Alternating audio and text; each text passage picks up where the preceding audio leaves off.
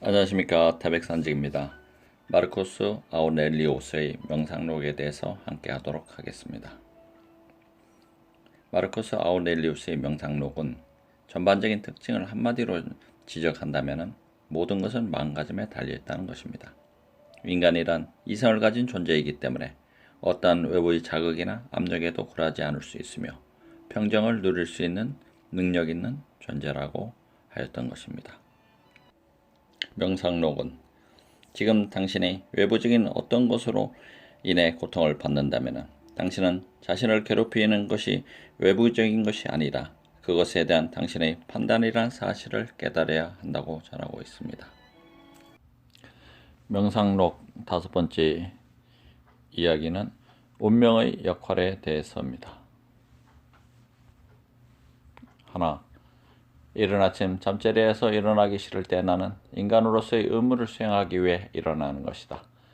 나는 그것을 위해 태어났으며 그것을 위해 이 세상에 보내졌으니 그 일을 수행하는 것을 싫어해서는 안 된다. 내가 창조된 목적이 이렇게 이불 속에 누워 따뜻히 지내기 위해서였단 말인가? 라고 마음속으로 생각하라. 그러나 이렇게 편히 있는 것이 훨씬 더 편안하다라고 생각할지도 모른다.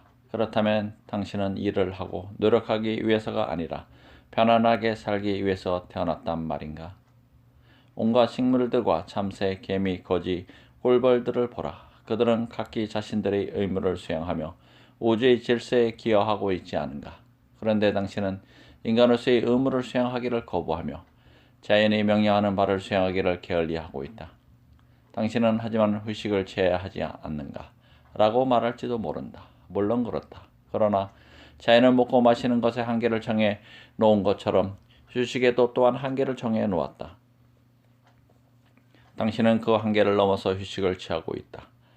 당신은 휴식을 취함에 있어서는 그 한계를 넘어서 있지만은 일을 함에 있어서는 당신이 행할 수 있는 한계에 미치지 못하고 있는 것이다. 당신은 당신 자신을 진정으로 사랑하고 있지 않다. 만일 당신이 당신 자신을 진정으로 사랑한다면 당신은 분명히 당신의 본성과 당신의 본성이 원하는 바를 사랑할 것이다. 자신의 일을 사랑하는 사람은 모욕하는 것도 식사하는 것도 잊은 채 자신의 일에 몰두한다. 당신은 조각가가 조각하는 일을 사랑하는 것보다 무용가가 춤추는 것을 사랑하는 것보다 구두쇠가 돌을 사랑하는 것보다 당신의 본성을 덜 사랑한다. 그들은 자신의 일에 몰두하면 그 일을 성취하기 위해서 식사도 수면도 잊는다. 그러나 당신은 사회에 대한 봉사를 그다지 중요한 것으로 생각하지 않으며 몰두할 만한 가치가 없는 것으로 생각한다. 둘, 마음을 어지럽히는 모든 사람들을 마음으로부터 제거하고 완전한 평온한 상태에 놓을 수 있다는 것은 얼마나 큰 위안인가. 세 번째, 자연과 일치하는 모든 말과 행동을 존중하라. 그 결과로 뒤따를지도 모를 다른 사람들의 비난 때문에 당신의 말과 행동을 바꾸지 말라.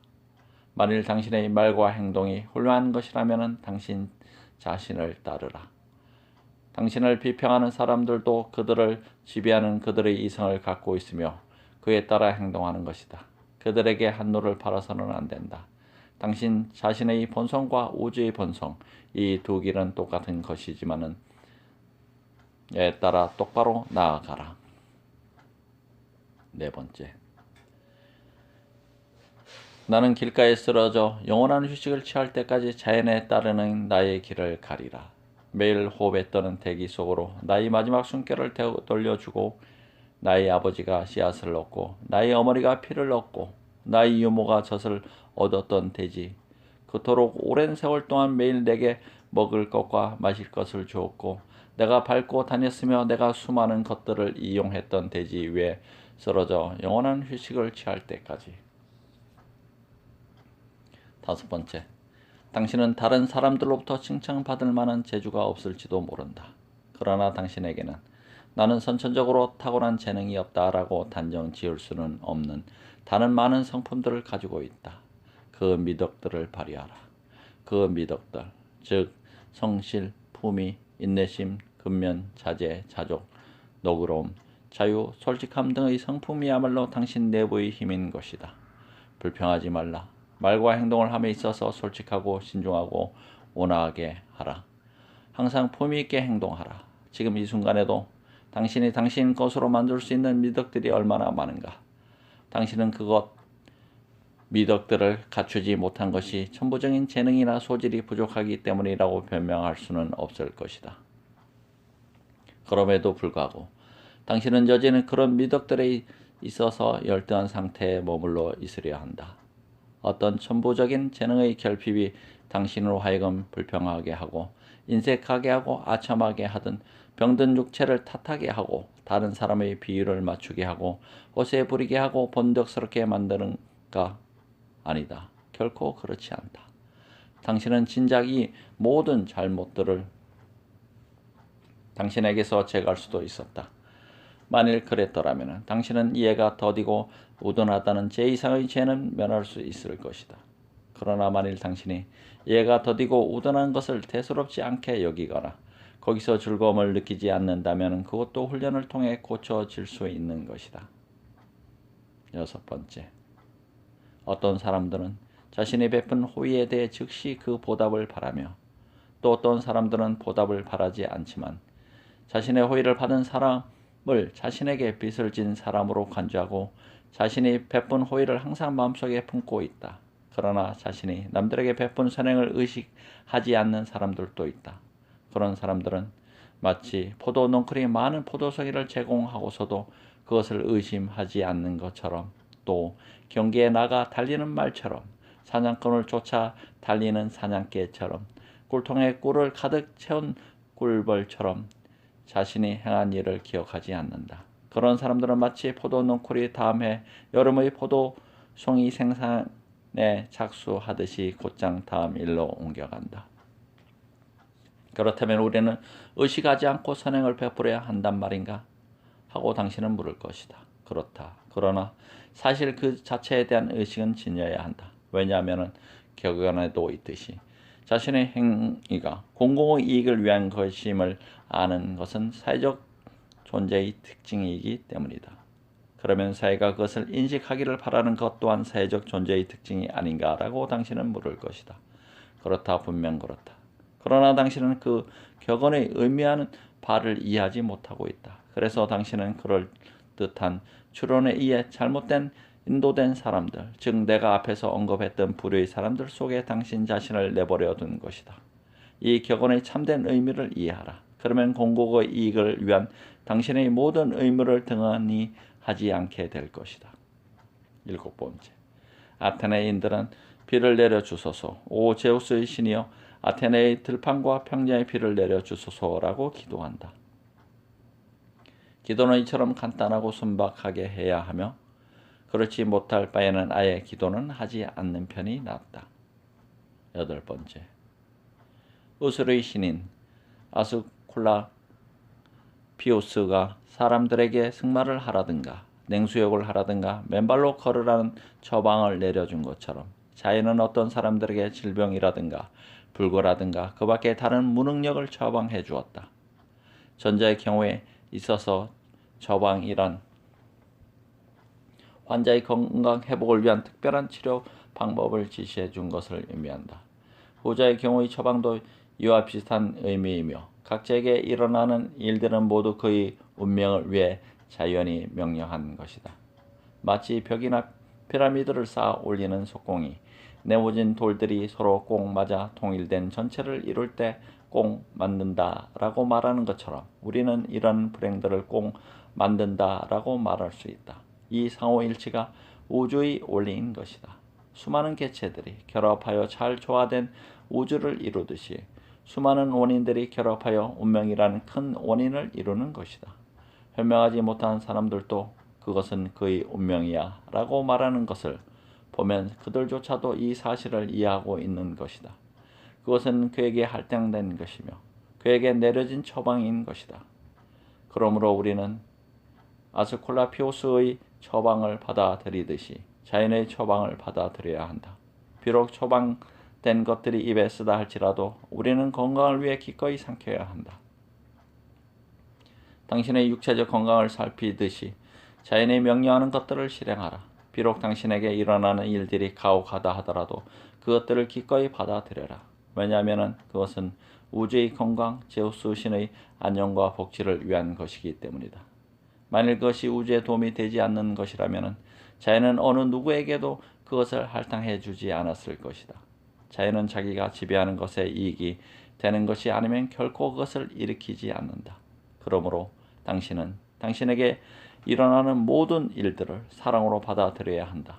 왜냐하면 첫째, 그것은 이미 당신에게 일어난 일이며 당신 자신을 위해 처방된 것이며 당신 자신과 관련 지어져 있는 것이며 모든 원인들 중에서 가장 숭고한 원인에 의해 위로부터 내려온 당신을 위한 운명의 실이기 때문이며 둘째, 각 개인에게 일어나는 모든 일들은 우주를 지배하는 존재의 번영과 안녕과 생존의 원인이기 때문이다.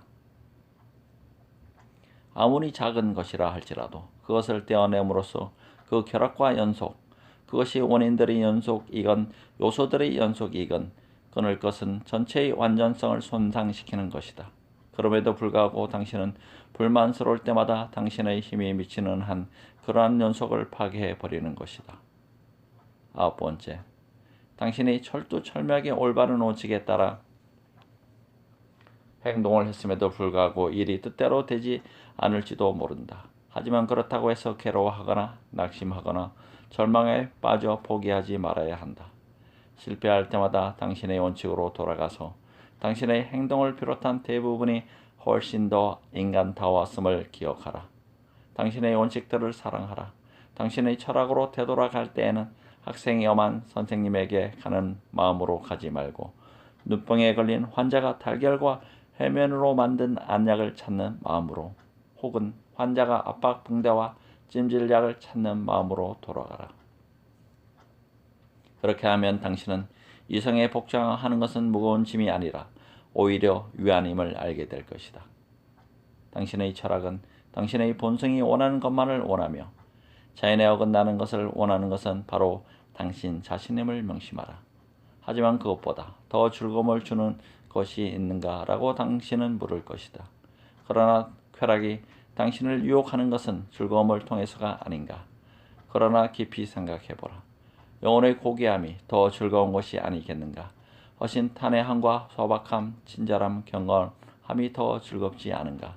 이해 능력과 인시 능력의 정밀성을 생각해 볼 때 지혜의 활동보다 더 즐거움을 주는 것이 어디에 있겠는가. 열 번째, 많은 뛰어난 철학자들도 사물의 참모습은 베일에 쌓여있기 때문에 어떤 확실한 인식에 도달한다는 것은 불가능하다고 주장했다. 심지어 수도와 학파의 철학자들까지도 사물의 참모습을 파악한다는 것은 어려운 일이며 인간이 내리는 모든 판단은 자칫하면 오류에 빠지기 쉽다고 말했다. 오류를 범하지 않는 인간은 없기 때문이다. 보다 물질적인 것에 대해 생각해보자. 그것들은 얼마나 빨리 사라지며 얼마나 하찮으며 얼마나 탕하나 창냐나 도덕의 손에 들어가기 쉬운가. 당신이 교제하고 있는 사람들의 인품을 생각해보라. 그들 중 가장 훌륭한 사람들에 대해서도 당신은 참고 견디기 어려운 면이 있을 것이다. 심지어 자기 자신의 인품에서도 참고 견딜 수 없는 면이 있다. 이와 같은 암흑과 진흙탕 속에서 존재와 시간의 끊임없는 시간 흐름 속에서 강제적이고 지속적인 변화의 흐름 속에서 진정으로 존중되거나 추구돼야 할 것을 나는 발견할 수가 없다. 그렇다. 인간이 해야 할 일은 자신을 타이르며 자신이 자연에 의해 용해될 때를 조용히 기다리는 것이다. 그동안에는 그 시기가 늦게 온다고 해서 화를 내서는 안 되며 다음의 두 가지 생각을 하면서 위안을 찾아야 한다. 첫째, 자연과 일치하지 않는 일은 결코 내게 일어나지 않는다. 둘째, 내게는 신과 나의 내부에 있는 영혼에 어긋나는 일을 하지 않을 수 있는 능력이 있다. 왜냐하면 나로 하여금 그를 일을 강제로 하게 할 수 있는 사람은 아무도 없기 때문이다. 라고. 11번째, 지금 나는 나의 영혼을 어떤 목적으로 사용하고 있는가? 당신은 항상 자신에게 이렇게 물어야 한다. 지금 나를 지배하는 이성이라고 불리는 것을 점유하고 있는 것은 무엇인가?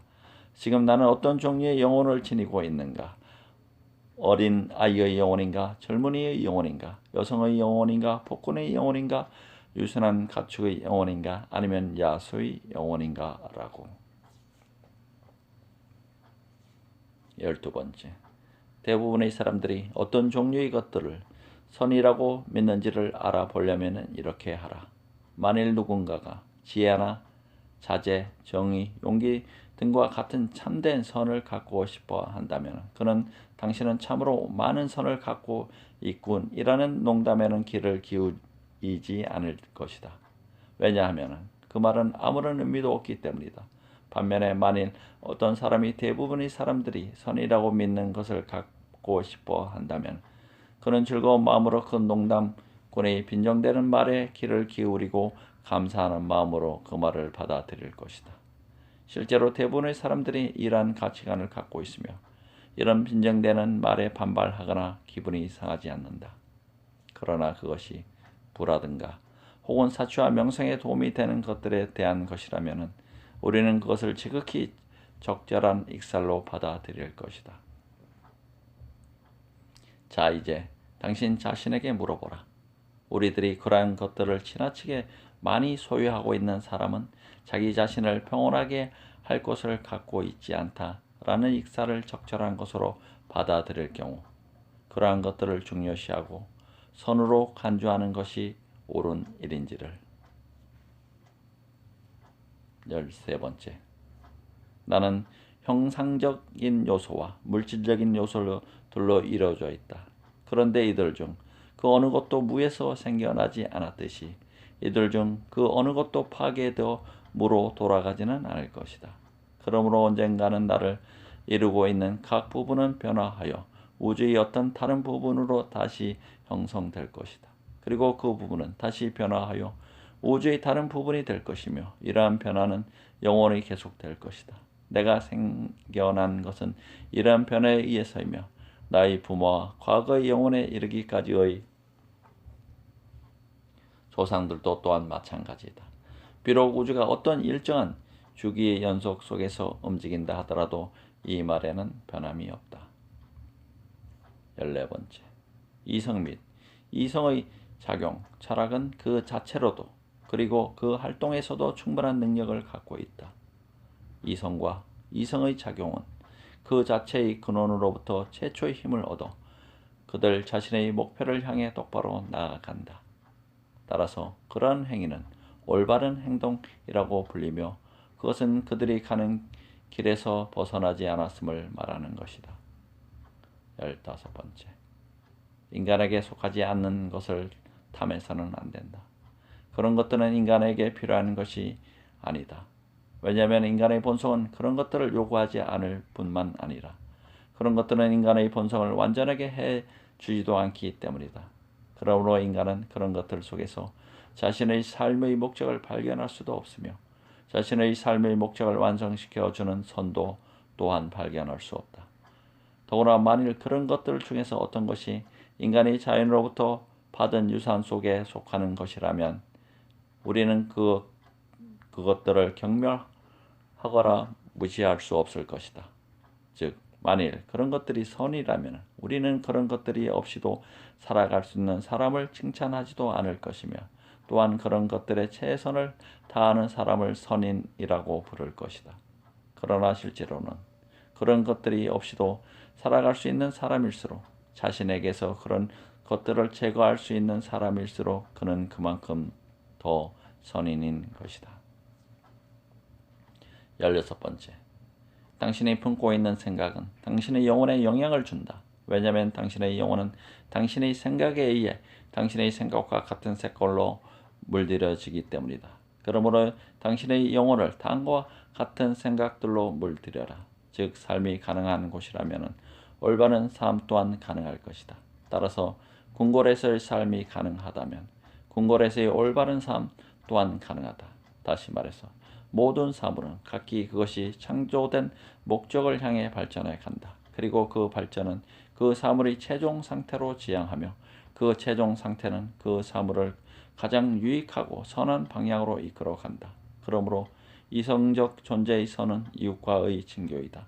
왜냐하면 우리들이 사회생활을 영위하기 위해 태어났다는 것은 이미 오래전에 밝혀진 바이기 때문이다. 보다 열등한 존재는 보다 우월한 존재를 위해, 그리고 보다 우월한 존재는 서로를 위해 존재한다는 것은 명백하다. 그러므로 생명을 부여받고 창조된 것이 생명을 부여받지 못하고 창조된 것보다 더 우월하며, 이성을 부여받고 창조된 이성적 존재가 단순히 살아있을 뿐인 존재보다 더 우월한 것이다. 17번째. 손에 놓을 수 없는 것을 추구하는 것은 어리석은 짓이다. 그러나 열등한 인간은 그러한 행동을 결코 상가하지 못한다. 18번째. 자연은 어느 누구에게도 극복할 수 없는 일을 주지는 않는다. 당신에게 일어난 일은 또한 다른 사람에게도 일어난다. 그러나 그는 자신에게 일어난 일을 의식하지 못함으로 인해, 혹은 자신의 고결함을 과시하려는 욕망으로 인해 조금도 동요되지 않으며 또한 상처도 받지 않는다. 무지와 허세가 지혜보다 더 강력하다니 얼마나 어이없는 일인가. 19번째. 외부의 사물 그 자체는 결코 영혼을 건드릴 수 없다. 그것은 영혼 속에서 들어갈 수도 없으며 영혼을 한쪽으로 기울게 하거나 움직일 수 있는 힘도 가지고 있지 않다. 즉 영혼은 오직 영혼 자신에 의해서만 한쪽으로 기울기도 하고 움직이기도 하는 것이다. 영혼은 스스로 인정하는 판단 기준을 갖고 있으며 모든 외부의 사물들을 판단 기준에 적용시킨다. 20번째. 우리가 동료들에게 선하고 관대해야 한다는 점에 있어서는 인간은 우리에게 매우 가까운 존재이다. 그러나 그들이 우리 자신의 행위를 방해한다는 점에 있어서는 그들은 태양이나 바람이나 야생 등 동물들처럼 우리와는 아무런 관계도 없는 존재들이다. 실로 그들은 우리의 어떤 행위는 방해할 수 있지만 우리의 의지나 우리의 정신의 성품은 방해하지 못한다. 왜냐하면 우리의 의지와 정신의 성품은 항상 스스로를 침해당하지 않도록 보호하면서 환경에 적응하기 때문이다. 정신은 모든 장애물을 자신의 목표 달성을 위한 수단으로 바꾸어 버리기도 한다. 그러므로 어떠한 특별한 길을 가로막는 장애물은 오히려 그 길을 뚫고 가는 데 도움이 된다. 21번째. 우주에서 가장 고귀한 것을 존중하라. 그것이 만물을 돌보고 지배하는 것이다. 이와 마찬가지로 당신 자신에게 있어서도 가장 고귀한 부분을 존중하라. 그것은 우주에 대한 의미가 같다. 왜냐하면 당신의 경우에 있어서도 모든 것을 돌보고 지배하는 것은 바로 그 부분이며 당신의 삶 또한 그 부분에 의해 지배되기 때문이다. 22번째. 사회에 해가 되지 않는 것은 그 구성원인 국민에게도 역시 해가 되지 않는다. 당신이 해를 입었다고 생각될 때는 항상 사회가 해를 입지 않는 한 나도 또한 해를 입지 않는다라는 원칙을 적용하라. 그러나 실제로 사회가 해를 입었다 하더라도 사회에 해를 끼친 사람에게 화를 내지 말고 그의 어떤 생각이 그를 잘못으로 인도했는가를 지적해 주어라. 23번째. 현존하는 모든 사물과 생겨나고 있는 모든 사물들이 얼마나 빨리 우리 곁을 스쳐 사라져 가는가를 자주 상기하라. 존재라는 거대한 강은 잠시도 쉬지 않고 흐른다. 그 흐름은 끊임없이 변하며 그 근원도 수없이 변한다. 정지에 있는 것이 나고는 단 한 가지도 없다. 우리 곁에는 항상 과거의 영혼과 미래의 영혼이라는 심년이 입을 벌리고 있으며 만물은 사라져 버리는 것이다. 그 속에서 마치 자신의 주위의 것들이 영원히 변하지 않을 것처럼 으스대거나 자신의 고통이 영원히 계속될 것처럼 걱정하고 시리에 빠져 있는 사람은 얼마나 어리석은 인간인가. 24번째. 우주의 모든 존재들을 생각해보라. 그 속에서 당신의 존재는 얼마나 왜소한가. 무한한 시간을 생각해보라. 그 중에서 당신에게 할당된 시간은 얼마나 짧은 순간에 불과한가. 모든 운명을 생각해보라. 그 중에서 당신이 차지하고 있는 부분은 얼마나 작은 부분인가. 25번째. 누군가가 당신에게 잘못을 저질렀는가? 그러나 그것은 당신과는 아무런 상관이 없는 일이다. 그의 정신과 그의 행동은 그의 것이기 때문이다. 당신은 다만 우주의 본질이 당신에게 받아들이라고 명령하는 것만을 받아들일 뿐이며 당신의 본질이 당신에게 행동하라고 명령하는 것만을 행동할 뿐이다.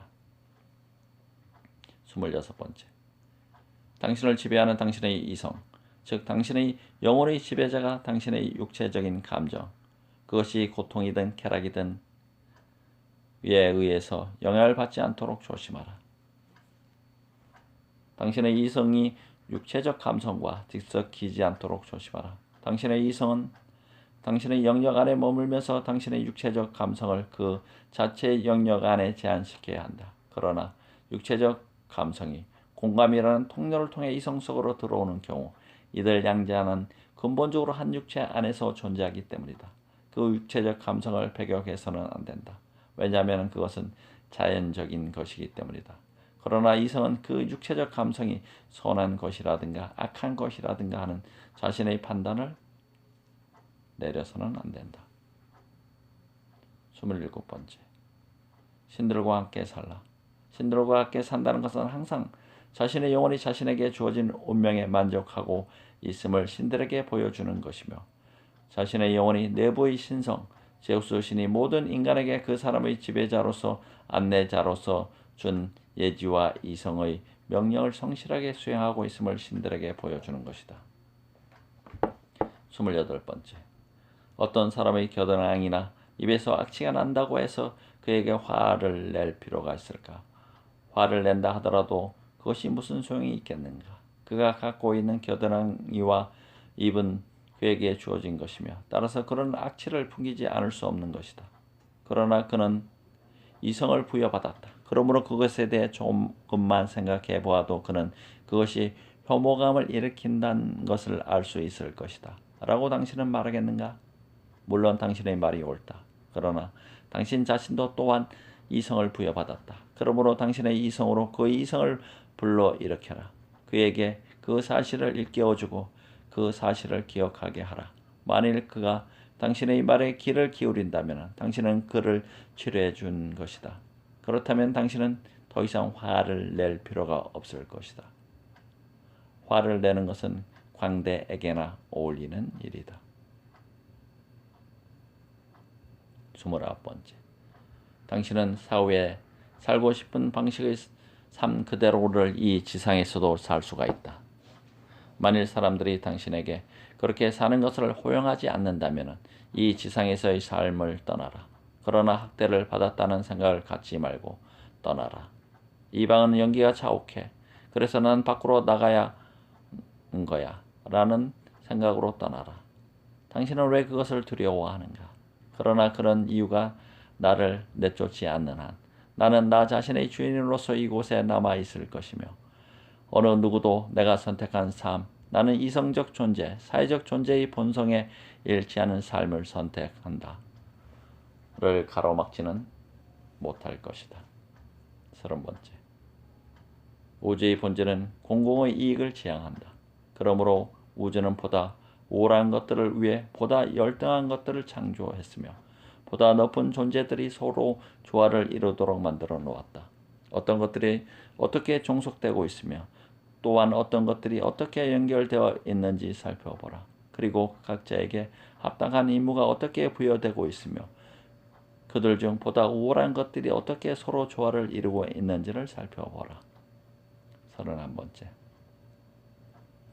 당신은 지금까지 신들에 대해 또 당신의 부모, 형제, 아내, 자식들, 스승, 친구들, 친척들, 아랫사람들에 대해서 어떻게 행동해 왔는가? 이제까지 당신은 그들 모두에 대해 어느 누구에게도 옳지 못한 말과 옳지 못한 행동을 해서는 안 된다. 라는 예의 시인들의 말처럼 행동했는가? 이제까지 당신이 겪어왔던 모든 것들, 당신이 견뎌냈던 모든 것들을 돌이켜보라. 당신의 인생 이야기는 이미 끝났으며 당신의 봉사의 날도 이미 끝났음을 상기하라. 이제까지 당신은 얼마나 많은 아름다운 것들을 보았으며 얼마나 많은 쾌락과 고통을 일축해버렸으며 얼마나 많은 영예를 무시해버렸으며 얼마나 많은 신중하지 못한 사람들에게 친절을 베풀었는가를 돌이켜보라. 32번째. 미숙하고 무지한 영혼을 지닌 사람들이 유능하고 현명한 영혼을 지닌 사람들을 혼란시킬 수 있음은 무슨 까닭인가? 라는 질문을 하는가? 그렇다면 유능하고 현명한 영혼이란 어떤 영혼인가? 그것은 우주의 모든 원리를 아는 영혼, 일정한 주기에 따라 영혼이 우주를 지배하는 영혼, 모든 존재 속에 스며들어 이성을 아는 영혼인 것이다.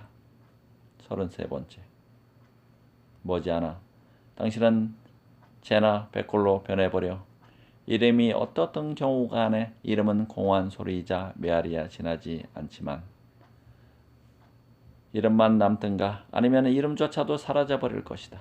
인생에 있어서 사람들이 귀중하게 생각하는 것들은 모두 공허하고 썩기 쉽고 하찮은 것들이다. 인간은 서로 물어뜯으며 싸우는 강아지와 같으며 웃다가도 금방 울고 다투기를 잘하는 어린 아이와 같다. 예의, 정의, 진리는 드높은 대지를 떠나 올림푸스 산 위로 쫓겨갔다. 그런데 아직도 당신을 이곳에 붙잡아 두는 것은 무엇인가? 감각적인 것들은 변하기 쉽고 덧없이 소멸해 버리며 감각 그 자체도 또한 흐려지고 마치 밀랍처럼 변하기 쉬운 것이며 우리의 영혼은 피에서 피어오르는 증기에 지나지 않는다. 그러니 그 속에서의 명성이란 공허한 것이 아니겠는가? 그런데도 당신을 붙잡아 두는 것이 있는가? 즐거운 마음으로 죽음을 기다려라. 그것이 소멸이든 아니면은 다른 곳으로의 전이든 그때가 올 때까지 어떻게 하는가? 신들을 섬기고 찬양하고 다른 사람들에게 친절을 베풀고 참고 견디는 일 이외에는 무엇이 있겠는가? 보잘것없는 당신의 육체와 숨결의 범위를 벗어난 모든 것은 당신의 것이 아니며 당신의 능력 안에 있지 않다는 사실을 명심하라.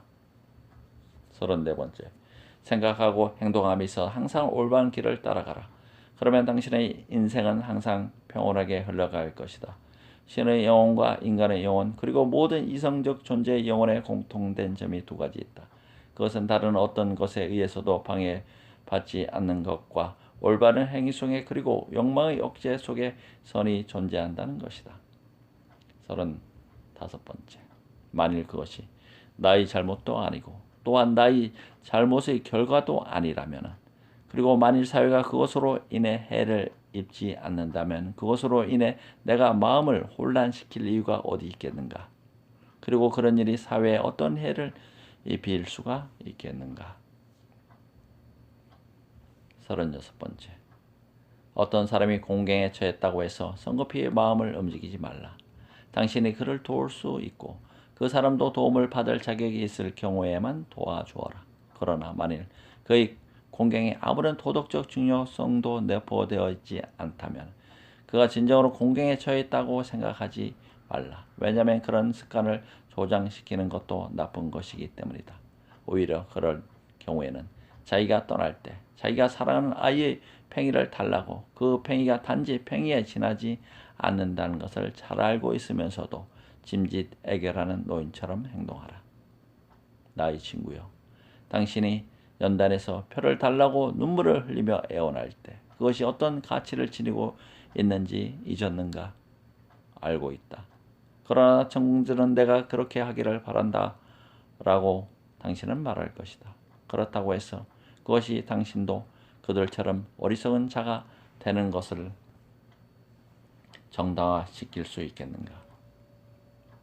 마지막 37번째. 어떠한 숙명에서도 나는 항상 행운하였다.